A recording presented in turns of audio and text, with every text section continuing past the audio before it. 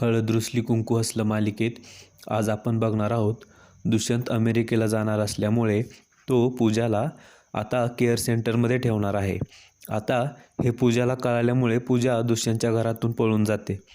पूजाला सगळे शोधत असतात. पूजा विचार करते, मी आता घरातून येऊन 2 तास झाले, तरी पण मला अजून कोणी शोधायला कसं काय आलं नाही. आता कृष्णा आणि दुष्यंत पूजाला शोधायला आलेले असतात. कृष्णा देवयाईला प्रार्थना करत असते की देवयाई माझी पूजा लवकर सापडू दे. तिला समोर एक बाई दिसते. कृष्णाला वाटतं ती पूजाच असेल, म्हणून ती गाडीतून उतरून खाली बघते तर ती दुसरीच बाई असते. इकडे बाळजाबाई विचार करत असते, कुठे गेली असेल ती पूजा? माझ्या बोलण्याला घाबरून पळून गेली का काय? मैनावती म्हणते, आपण का तिचा एवढा विचार करायचा? ती गेली तर तिच्या नशिबानं गेली, आपलं काय नुकसान होतंय?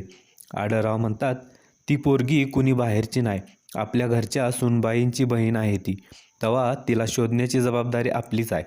बाळजाबाई म्हणते, खरं आहे, आपल्या घरातनं ती गायब झाली म्हणल्यावर तिचा शोध तर घ्यायलाच पाहिजे. बाळजाबाईला थोडं टेन्शन आलेलं असतं. बाळजाबाईला टेन्शनमध्ये बघून आढळरावांना थोडी शंका येते. दुष्यंत आणि कृष्णा सगळीकडे पूजाला शोधत असतात. वाटेत कोणी भेटल त्याला ते तिच्याबद्दल विचारत असतात, पण कोणीच काही माहिती सांगत नाही. पूजा एका धाब्यावर आलेली असते. तिला चहा प्यायचा असतो. ती वेटरला सांगते, मला चहा आण, पण स्वच्छ ग्लासमध्येच आण. आता समोर बसलेली टवाळ मुलं पूजाकडे वाईट नजरेने बघत असतात. वेटर पूजाला चहा आणून देतो. पूजा चहा पिणार एवढ्यातच एक मुलगा उठून तिच्या जवळ जातो आणि म्हणतो, एकलीच आहे वाटतं, जोडीला बसतो की मग, दोघं वाटून चहा पिऊ. तो पूजाचा हात धरतो. पूजा खूप चिडलेली असते. तिला खूप राग आलेला असतो. पूजा त्या गुंडाला मारण्यासाठी हात उचलते. एवढ्यात तो गुंड तिचा दुसराही हात धरतो, पण पूजा भीत नाही. आता बाकीचे गुंड पण तिथे येतात. ते म्हणतात, ही पोर तर एकदम तडतड भिजली निघाली, एकदम कडक भिजली. पूजा म्हणते, तुझ्या तर. पूजा त्या गुंडांना ढकलून देते, हातात काठी घेते आणि त्या गुंडांना बेदम मारते. पूजाची आणि त्या गुंडांची मारामारी सुरू असते. एवढ्यात आता दुष्यंत आणि कृष्णा तिथे येतात. दुष्यंत लगेच पूजाला वाचवण्यासाठी पुढे जातो. तो काठी पकडतो. आता दुष्यंत वाचवायला आलेला पाहून पूजा जाम खुश झालेली असते. दुष्यंत हिरोसारखा एंट्री करून तिला वाचवायला आलेला असतो. पूजा आता जोशात येऊन म्हणते, कमॉन डी, त्या रहेजाला मारलं तसं मार यांना.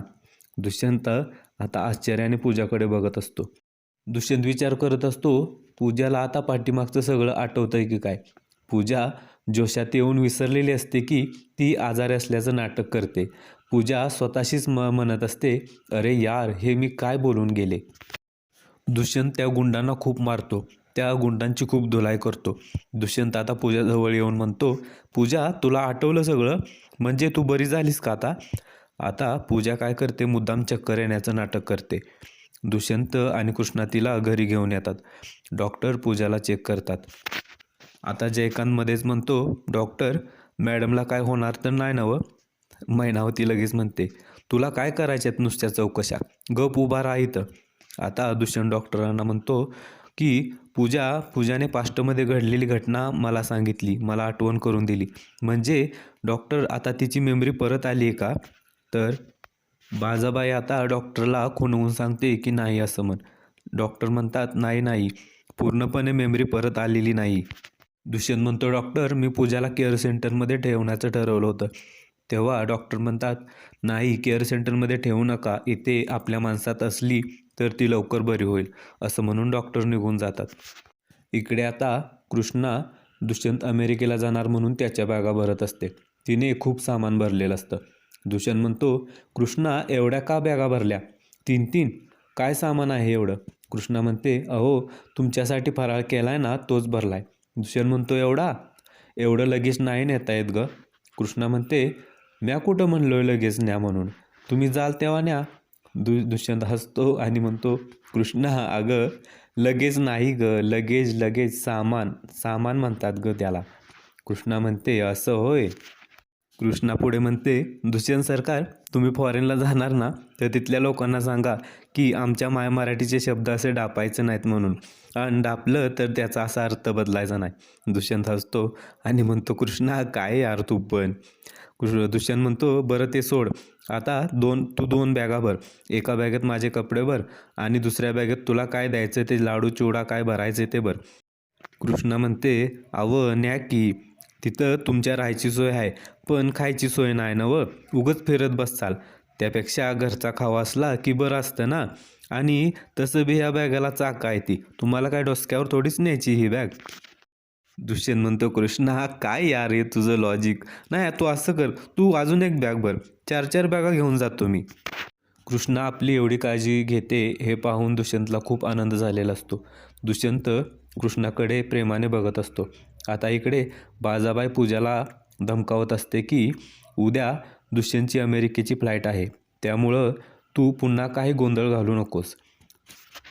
बाळाबाई पूजाला म्हणते, दुष्यंत अमेरिकेला जाईपर्यंत मला या घरामध्ये पुन्हा राडा नकोय. बाळाबाई पूजाला रूममध्ये कोंडून ठेवते आणि बाहेरून लॉक लावते. आता उद्याच्या भागात आपण बघणार आहोत. दुष्यंत कृष्णाला म्हणत असतो, कृष्णा पासपोर्ट बाहेरच ठेव, पहाटेची फ्लाईट आहे माझी, आता झोपच होणार नाही असं तो म्हणत असतो. दुष्यंत सकाळी उठून बघतो तर त्याचा पासपोर्ट गायब झालेला असतो. दुष्यंत म्हणतो, कृष्णा माझा पासपोर्ट सापडत नाही. तर तो पासपोर्ट पूजाने गायब केलेला असतो. इकडे बाळाबाई आढळरावांना म्हणत असते, एका दगडात मी 2 पक्षी मारले, एक तुमची जिरवली आणि दुसरी कृष्णाची.